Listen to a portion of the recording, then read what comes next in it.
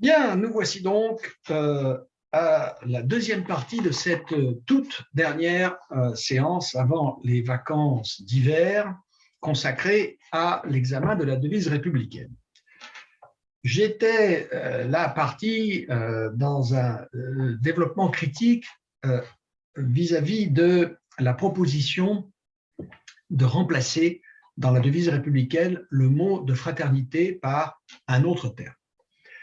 Alors, j'ai commencé de développer certains arguments, je vais continuer à traiter de cette question. Alors, adelphité, solidarité, fraternité, que choisir? Je ne pense pas, à titre personnel, que chercher un successeur à fraternité soit vraiment le problème. Je crois qu'il n'est pas nécessaire de trouver parfaite la devise républicaine pour préférer à tout prendre qu'on n'y change rien. Et surtout, je ne crois pas qu'il soit juste de s'en prendre dans ce cas précis à ce que cette analogie, comme le dit Réjeanne Sénac, et en un sens elle a raison, je l'ai dit, je suis d'accord avec elle pour admettre que l'analogie familiale n'est pas ici tout à fait adéquate. Mais je ne crois pas qu'il faille pour autant vouer aux gémonies cette analogie, je répète, en tant que, je cite Réjeanne Sénac, elle charrie comme attachement à un entre-soi associé à une ressemblance héritée et non imaginée. C'est cette phrase que je voudrais précisément examiner. Donc, la thèse de Réjeanne Sénac est qu'il faut rejeter fraternité pour ce que, je cite, cette analogie, ouvrez les guillemets, charrie comme attachement à son entre-soi, à un entre-soi, charrie comme attachement à un entre-soi, associé à une ressemblance héritée et non imaginée, fermez les guillemets. Ceci se trouve dans ce petit livre dont je viens de parler, que je vous présente. Il s'appelle « L'égalité sans condition ». C'est publié aux éditions Rue de l'Échiquier. Et il est sous-titré, et ça c'est très important, il est sous-titré « Osons nous imaginer et être semblables ». Donc ce que je voudrais pour finir, c'est examiner et critiquer cette phrase, rejeter de la devise républicaine fraternité pour ce que le mot, je cite, charrie comme attachement à un entre-soi associé à une ressemblance héritée et non imaginée, et ensuite m'intéresser aussi à cette formule « Osons nous imaginer et être semblables ». Alors, il est bien vrai qu'historiquement, comme je l'ai dit assez longuement d'ailleurs, comme je l'ai montré, à partir de ce que fait remarquer dans l'article qu'elle lui consacre dans Les lieux de mémoire de Pierre Nora, il est exact que le mot de fraternité a, au temps révolutionnaire, au temps des combats les plus âpres de la Révolution, eh bien, quand la fraternité, c'était la fraternité ou la mort, c'est vrai que la notion a renvoyé de façon très insistante à l'idée d'un groupe fermé sur soi. La fraternité ou la mort, c'était la mort reçue dans la défense de la liberté, mort infligée par les ennemis de la liberté et de l'égalité, c'était la mort donnée à ces mêmes ennemis, mais c'était aussi la mort que recevaient les traîtres ou supposés traîtres à la cause commune. Ça, c'est ce que Sartre appelle la fraternité-terreur.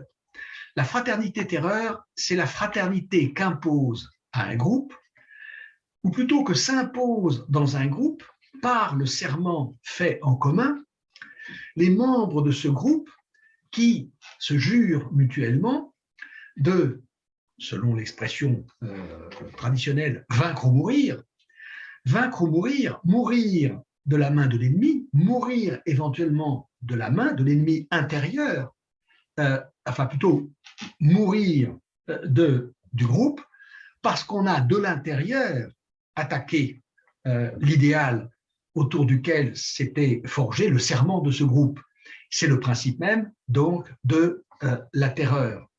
Mais cette fraternité révolutionnaire qu'analyse Sartre dans la critique de la raison dialectique sous l'appellation de fraternité-terreur, il y a de très longues et très belles analyses dans ce texte qui est un texte extrêmement dense, extrêmement touffu, très long, la critique de la raison dialectique, texte dans lequel Sartre avait tenté d'opérer une certaine jonction, pourrait-on dire, entre sa philosophie existentialiste et ce qu'il croyait vrai de la théorie marxiste. Donc, cette fraternité révolutionnaire, elle est en effet bien une fraternité, si l'on veut, fermée. Mais je ne crois pas qu'elle renvoie à un entre-soi, parce qu'elle lie, et c'est ça qui est essentiel, elle relie, elle rassemble cette fraternité terreur de la Révolution et de la période des combats les plus âpres de la Révolution. Elle rassemble et relie des gens qui ne se connaissent pas directement, des gens qui ne sont pas nés les uns et les autres dans une même famille, qui n'ont pas grandi les uns avec les autres, dont l'unité, dont le rassemblement est scellé par le serment, c'est-à-dire par un acte de volonté, et non pas par un héritage reçu sur le mode de la passivité, comme l'est nécessairement l'héritage familial des frères et des sœurs qui n'ont demandé ni à naître dans telle famille, ni à naître après ou avant tel frère ou telle sœur. Et donc, ce n'est pas une hérédité biologique, comme dans la famille, ou une hérédité sociale, comme dans une classe, qui fonde le rapport de fraternité dans la lutte. C'est un serment et donc c'est une volonté. C'est pour ça que Sartre parle à propos de cette fraternité d'une invention commune. D'une invention commune. Rejan Sénac parle pour la fraternité, ou plutôt pour remplacer la fraternité, d'un idéal qui conduirait à nous imaginer et être semblables. Mais c'est bien ça que dit Sartre. Des humains se sont imaginés engagés dans une cause commune, ils se sont voulus engager dans cette cause commune, et c'est ça que signifie cette fraternité qui en effet est close, mais cette clôture n'est pas celle d'un entre-soi, de l'entre-soi familial qui en effet rend le terme de fraternité, comme celui d'Aléphité d'ailleurs, discutable, contestable.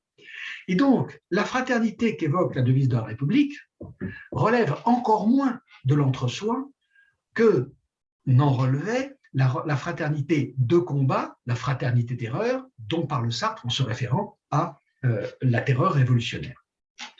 Alors, je voudrais maintenant m'intéresser à cette question du semblable et de la similitude.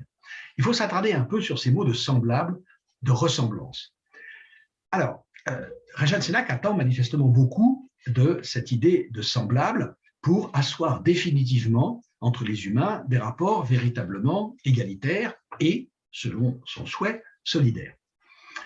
Alors, c'est un fait que l'autre, homme ou femme, noir ou blanc, riche ou pauvre, fort ou faible, jeune ou vieux, est mon semblable. Ça, c'est indiscutable. Seulement, Rejan Sénac ne veut qu'une similitude imaginée et non héritée. Alors, je comprends bien ce que cela signifie et, en un sens, j'approuve cette distinction, au sens où le premier objectif, une similitude imaginée. Une similitude imaginée, cela ouvre vers l'idéal d'humanité universelle qu'on travaille à réaliser. Tandis que le second aspect, à savoir une similitude héritée, ramène à l'opposé, aux antipodes, à la fermeture d'un groupe particulier dont on se croit l'héritier naturel. Seulement, il faut examiner ici. Parce que cette idée de similitude pose des problèmes délicats. Alors, deux choses, ou plus, des choses seront dites semblables si elles remplissent les trois conditions suivantes. D'abord, elles doivent être numériquement distinctes. Numériquement distinctes, cela veut dire que pour être semblable, pour se ressembler, il faut être au moins deux, éventuellement plus, voire beaucoup plus. Il y a des milliards d'humains sur la Terre, et en effet, ils sont tous semblables. Mais ils sont distincts les uns des autres. Deuxième condition, il faut présenter certaines différences. Parce que s'il n'y a pas entre des individus des différences, c'est qu'ils ne sont pas semblables, ils sont purement et simplement identiques. Et donc, la similitude, c'est de l'identité, de la mêmeté, si l'on veut, mêlée à des différences, mêlée à de l'altérité. C'est du même et de l'autre. Seulement, pour qu'il y ait ressemblance ou similitude, il faut que la troisième condition soit remplie, à savoir que les ressemblances l'emportent sur les différences. Parce que, au-delà d'un certain degré de dissemblance entre des êtres, entre des choses qui ont des points communs et qui sont numériquement distinctes, au-delà d'un certain degré de différence, on ne parlera plus de similitude ni de semblable.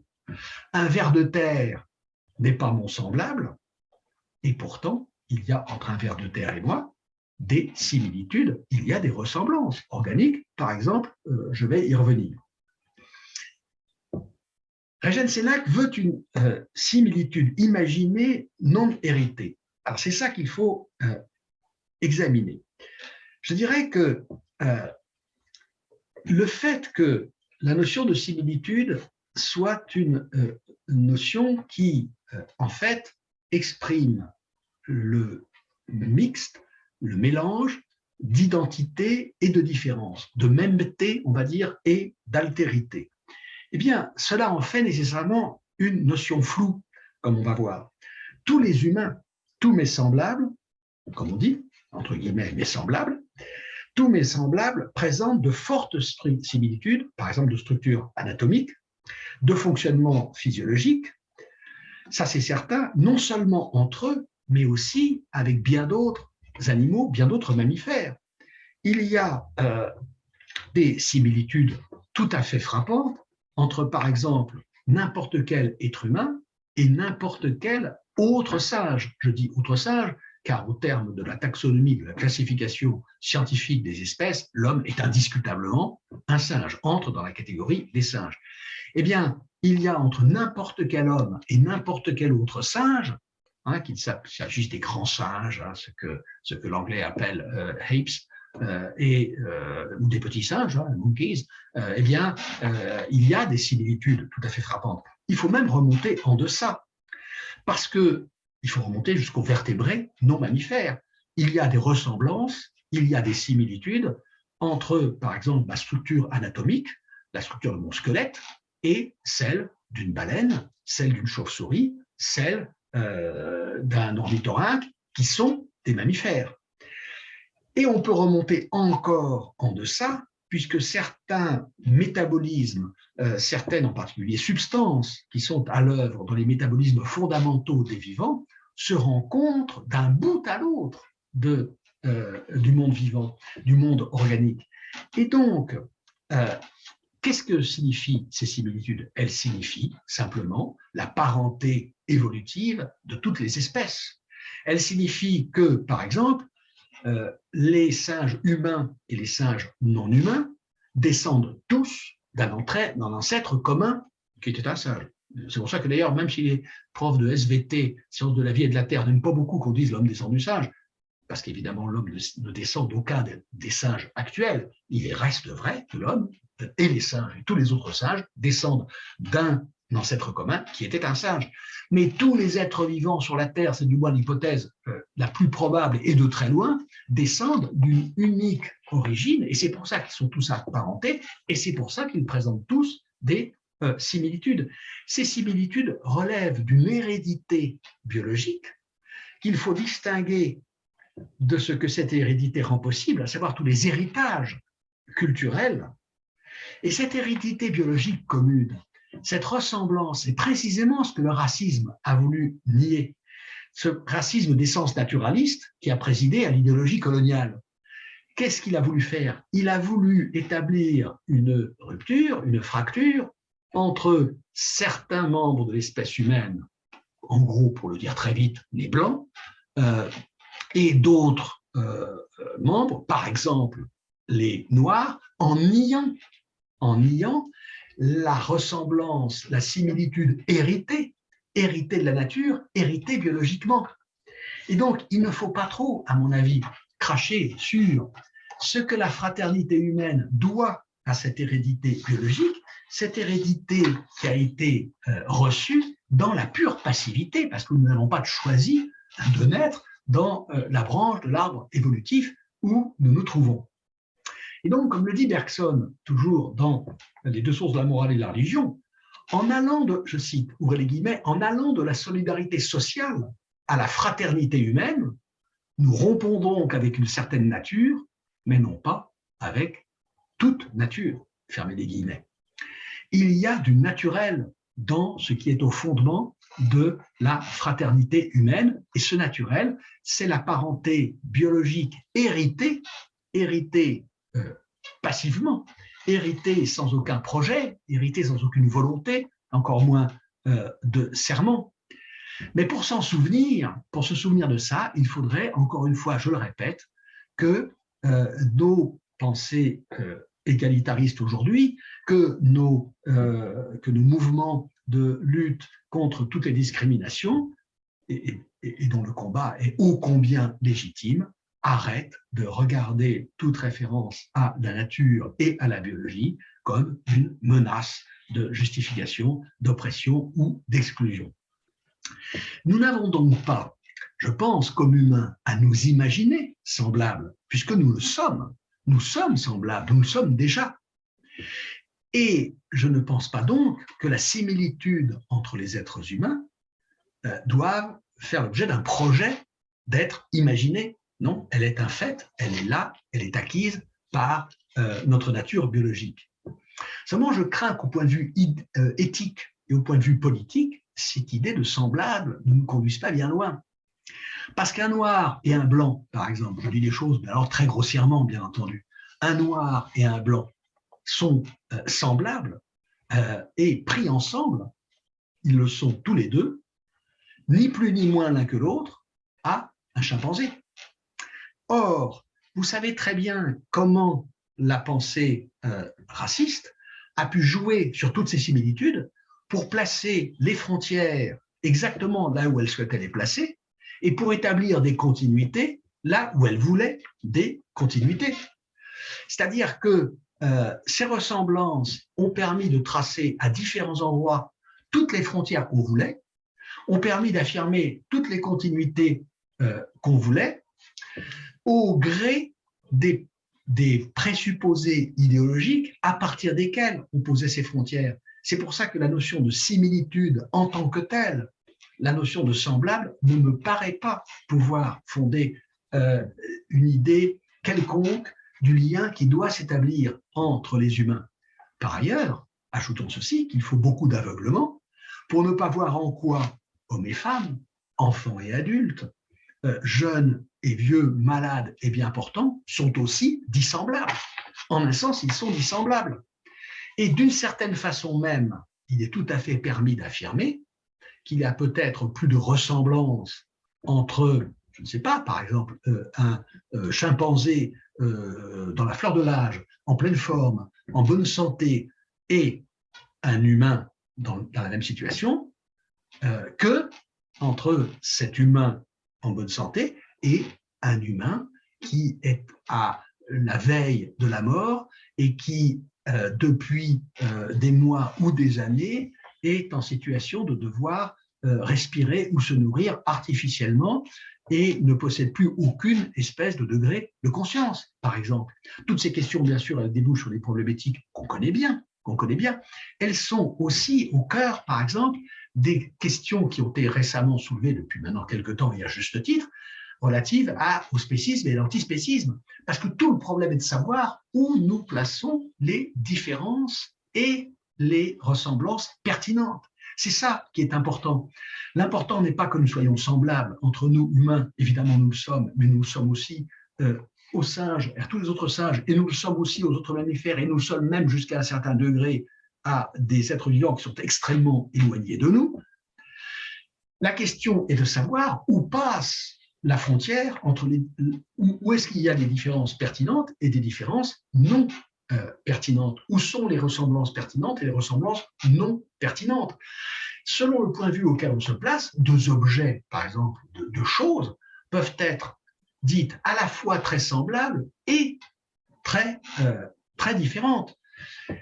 Et donc, c'est évident, par exemple, quand une boule de pétanque et le soleil, il y a une similitude forte, c'est que les deux sont sphériques, approximativement sphériques. Il y a de très grandes différences. entre le Soleil et une explosion atomique, il y a d'autres ressemblances. Alors la forme n'y est plus, parce que le Soleil est sphérique et que l'explosion atomique prend la forme d'un champignon, mais ce sont des réactions physiques analogues qui se produisent entre l'un et l'autre. Et donc, entre un chien et son maître, il y a bien sûr une certaine similitude, par exemple, en ce qu'ils sont l'un et l'autre capables de jouir et de souffrir. Il y a de profondes différences en ceci que, par exemple, le maître est capable de réfléchir sur la souffrance, la sienne, celle du chien, de réfléchir même sur la souffrance en général, de philosopher à propos de la souffrance, ce dont très certainement le chien n'est pas capable. Il faut ajouter ceci, que la similitude ne nous fait pas nécessairement solidaires, fraternels ou amis ou tout ce qu'on voudra. Elle nous fait aussi ennemis. C'est en tant que nous sommes semblables que nous déchirons. C'est là-dessus que Hobbes a fondé toute sa philosophie politique. L'homme est un loup pour l'homme. Ça ne veut pas dire que les hommes sont méchants et que par conséquent, en vertu de leur méchanceté intrinsèque, ils se boufferaient le nez les uns les autres. Non, ça veut dire qu'ils sont tous faits de la même façon, ils ont les mêmes désirs, ils ont les mêmes capacités pour les satisfaire, ils ont la même force pour vaincre, et par conséquent, il ne peut pas y avoir de paix durable entre eux. Que ce qui est durable et perpétuel entre eux, c'est la guerre, tant qu'un pouvoir ne leur impose pas du dehors une contrainte qui va mettre fin à cette guerre. Nous sommes semblables, donc nous sommes ennemis. Ou du moins, c'est en tant que nous sommes semblables que nous sommes toujours exposés à devenir ennemis, et toutes les rivalités amoureuses, toutes les rivalités ou les conflits financiers, etc., ou les conflits d'honneur, viennent précisément de traits qui sont semblables d'un humain à l'autre. L'homme est un loup pour l'homme. À cette formule célébrissime répond une formule beaucoup moins connue, car voici ce que dit Alain. Un homme a besoin des mêmes choses qu'un autre homme. Mon semblable est donc mon ennemi. Ça, c'est Hobbes. C'est un grand fait de l'histoire que les plus grands mots de l'homme lui viennent de l'homme. Là, nous sommes chez Hobbes. Mais Alain continue juste après, dans un propos, en disant ceci, l'antithèse de l'homme est un loup pour l'homme n'est pas moins forte, ni moins évidente. L'homme, comme dit l'autre, est un dieu pour l'homme. Alors qui est cet autre? Eh bien, celui qui a produit l'antithèse, un tout petit peu après Hobbes. Lui est aussi célèbre que Hobbes, et même un peu plus, mais sa formule l'est beaucoup moins. C'est l'homme est un dieu pour l'homme. L'homme est un dieu pour l'homme. C'est dans l'éthique, dans la 4e partie de l'éthique, proposition 35, corollaire 1. C'est dans la proposition 35, toujours de cette 4e partie, mais dans le Scoli, que se trouve donc cette formule, l'homme est un loup pour l'homme. Dans le corollaire numéro 1 de la 35e proposition de la 4e partie, Spinoza écrit que, je cite, le plus utile à l'homme, c'est ce qui s'accorde le plus avec sa nature, c'est-à-dire l'homme. Lui aussi en tire une philosophie politique sensiblement différente de celle de Hobbes, mais qui n'a pas besoin, pour être différente de celle de Hobbes, de nier la réalité de ce fait, que Spinoza analyse même de façon très détaillée dans les 3e et 4e parties de l'éthique, la réalité de ce fait, que ce qui nous fait ennemis, c'est aussi ce par quoi nous sommes semblables. Et donc, je conclurai en disant ceci, que le concept de semblable est beaucoup trop flou pour n'être pas complètement ambivalent. Il est susceptible, si vous voulez, de déboucher sur des valeurs complètement opposées. Ce que nous avons à nous imaginer, ce n'est pas être semblable, parce que être semblable, c'est déjà le cas. Nous sommes semblables. Ce que nous avons à nous imaginer sur la base et en vertu de cette similitude héritée, de cette similitude passivement héritée par la nature, par l'évolution biologique, ce que nous avons à nous imaginer, c'est égaux et fraternel, ou solidaire, si Réjean Sénac préfère. Moi, je ne préfère pas solidaire, j'ai expliqué longuement pourquoi. J'ai expliqué pourquoi, parce que, comme je l'ai dit, la notion de solidarité me paraît renvoyer à de toute autre valeur et de toute autre conduite que celle de fraternité, mais je n'y reviens pas. Et donc, je dirais ceci, que la fraternité ne dit ni l'exclusion, ni l'oppression, ni les exploitations diverses et variées de la colonisation, par exemple, ou des rapports inégalitaires entre les sexes. Et elle ne les dit ni historiquement, ni théoriquement. Ou alors il faut oser affirmer que liberté, égalité, république, démocratie, socialisme et bien d'autres mots encore ont dit l'exclusion, l'oppression, l'exploitation, la violence. Vous avez sur le portail en fer forgé du camp de concentration de Buchenwald, eh bien, figurait le mot d'ordre suivant: à chacun son dû. À chacun son dû. C'est le principe même de la justice. À chacun son dû. Rendre à chacun ce qui lui est dit, c'est la définition de la justice. Et vous saviez que sur le portail du camp d'Auschwitz se trouvait la formule « le travail rend libre ». Eh bien, personne, à ma connaissance, ne songe à répudier aucun de ces mots, personne ne songe à exclure aucun de ces termes du vocabulaire républicain. Alors, il faut quand même se poser la question: de quelle malédiction le mot de fraternité est-il frappé pour qu'on fasse pour lui une exception négative et qu'on dise celui-là, il faut le mettre dehors? Soyons honnêtes, il n'y a que l'étymologie. Ou alors, s'il y a autre chose, qu'on nous dise quoi? Il n'y a que l'étymologie du mot qui justifie cet ostracisme.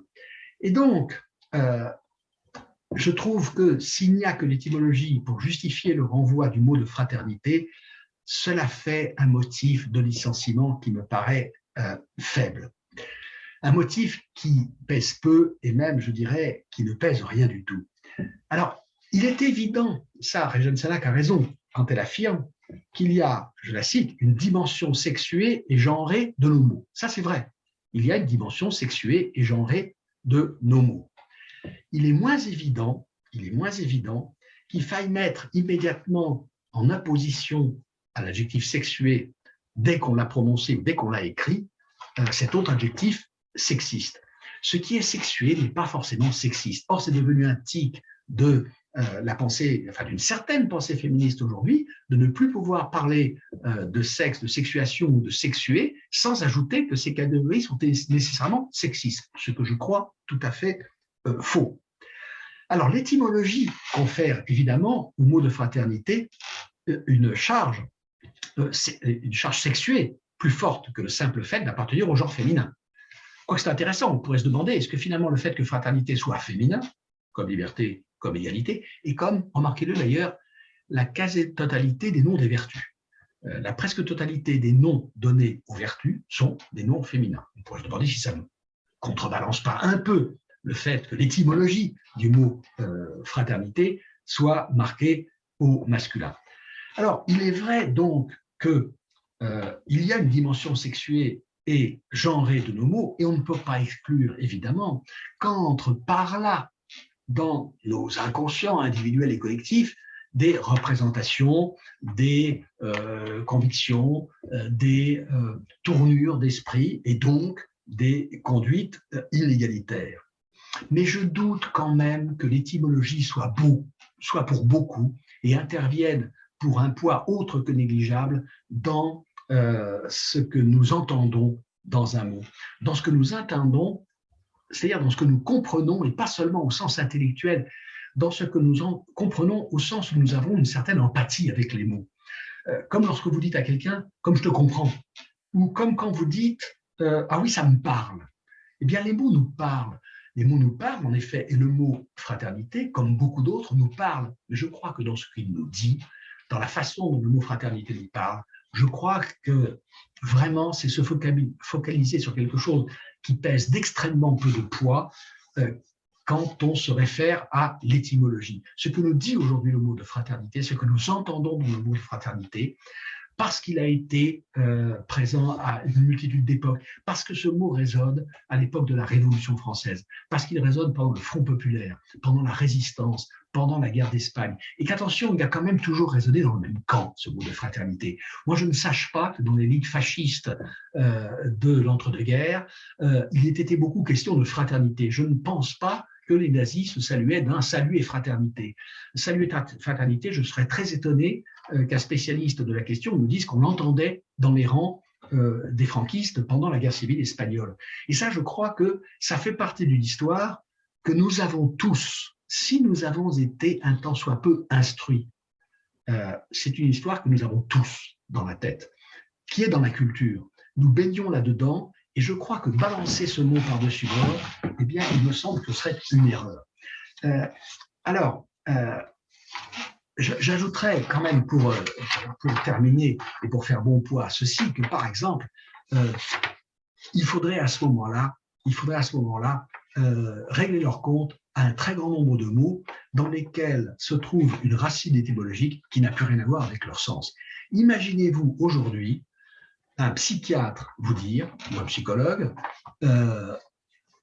imaginez-vous qu'il vous dise, ah non, psychiatre, il ne faut plus, psychologue, il ne faut plus parler de psychisme, parce que psyché en grec, c'est l'âme, et que franchement, le psychisme, nous savons aujourd'hui qu'il est de plus en plus difficile, voire devenu tout à fait impossible, de l'identifier à ce que les religions ont entendu pendant des siècles et des millénaires par le mot âme.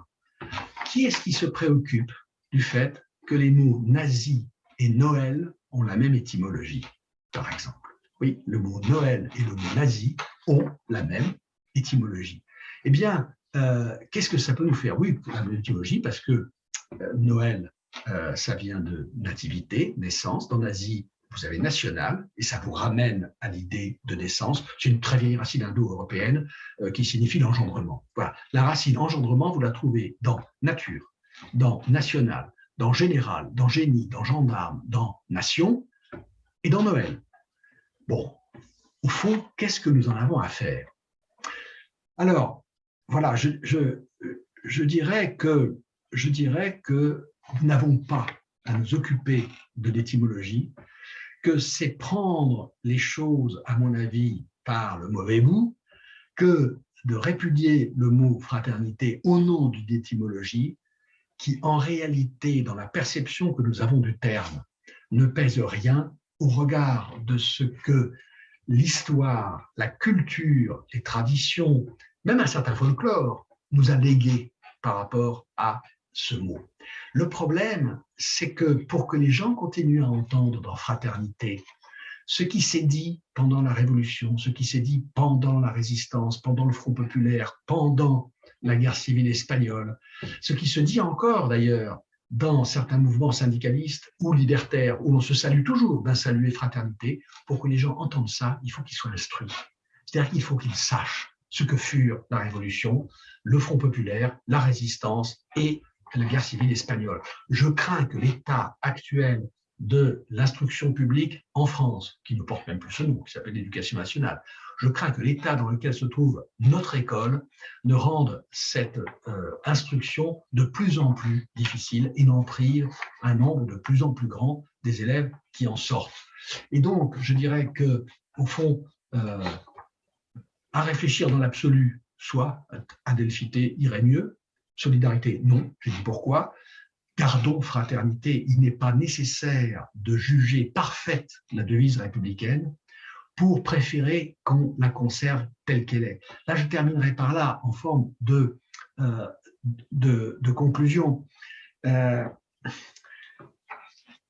devise républicaine, je ne lui accorderai pas la perfection absolue, le caractère absolument universel et éternel que lui accorde, par exemple, un Victor Hugo, un Pierre Leroux, par lesquels j'avais commencé, vous vous souvenez. Non, elle n'est pas parfaite. Elle doit à une histoire qui a sa part de contingence, de particularité. C'est notre histoire. Chaque pays, je dirais, a la devise qu'il peut. Ce n'est pas pour autant d'ailleurs que toutes les devises se valent. Il me semble que certaines sont préférables à d'autres. Il y a par exemple beaucoup de pays qui ont choisi comme devise « l'union fait la force ». l'union fait la force. J'ai parlé du Chili, par la raison ou par la force. Alors franchement, je préfère liberté, égalité et fraternité. Je pense que cette devise est non seulement un exemple de ce qui peut être choisi comme devise par des pays, je pense qu'elle a quand même, et je ne crois pas que ce soit nécessairement, disons, un signe d'ethnocentrisme de le dire, ou, et encore moins de nationalisme, mais je pense qu'elle a peut-être aussi quand même un certain caractère exemplaire.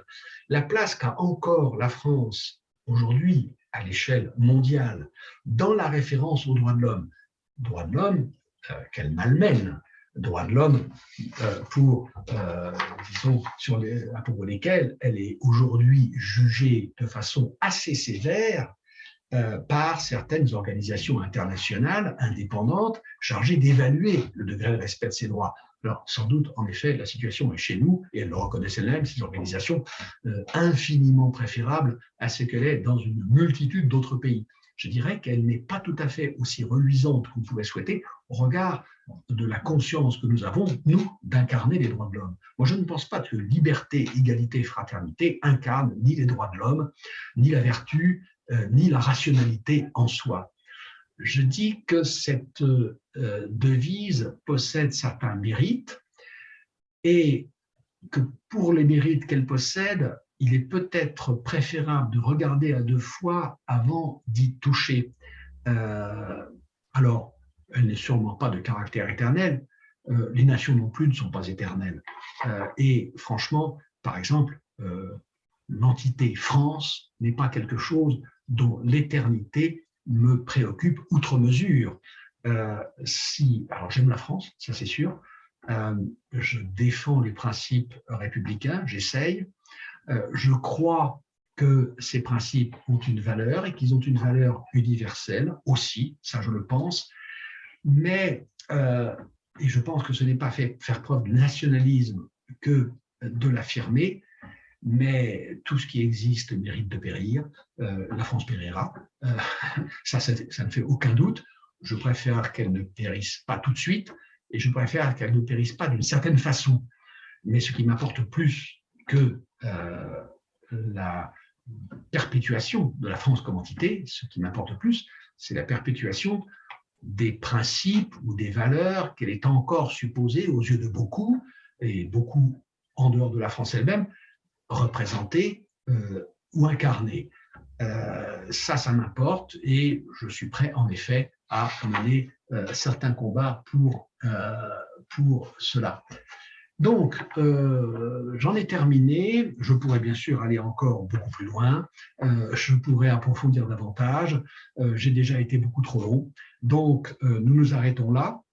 Et je vous donne rendez-vous, après vous avoir souhaité d'excellentes vacances d'hiver, je vous donne rendez-vous à la rentrée de ces vacances pour traiter des questions que soulèvent, des problèmes que soulève la très fameuse formule de Descartes, nous rendre comme maîtres et possesseurs de la nature. Voilà, je vous remercie pour votre attention, pour votre fidélité, et je rappelle que je reste toujours ouvert à toutes les remarques que vous pourrez faire sur ce travail, sur ma contribution à l'Université du Temps Libre, à ces cours de philosophie. Voilà, je vous remercie. Mon adresse internet, patrick.dupuey@protonmail.com, je l'ai déjà dit assez souvent. Voilà, bonnes vacances à tous.